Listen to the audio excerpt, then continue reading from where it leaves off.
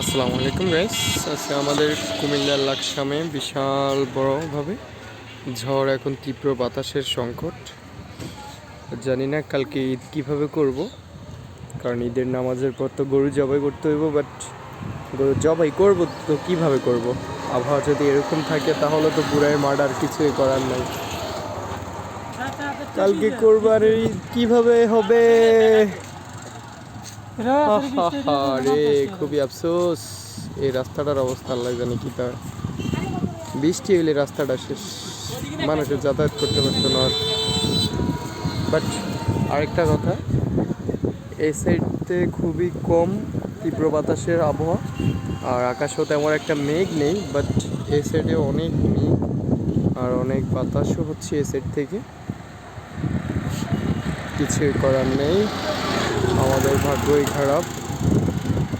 আর আমার বাইক ওই ভিতরে, আমার বাইকের কিছু হইব না, কারণ আমার বাইক সুন্দরভাবে দেওয়া আছে, কোনো সমস্যা নেই। আর এটা হচ্ছে আমাদের ইউনিয়ন পরিষদ, যেখানে আমরা কর্তৃপক্ষ এবং দলীয়ভাবে আমরা যারা আছি না, সবাই আমরা এখানে করি। ওকে, আল্লাহ হাফেজ।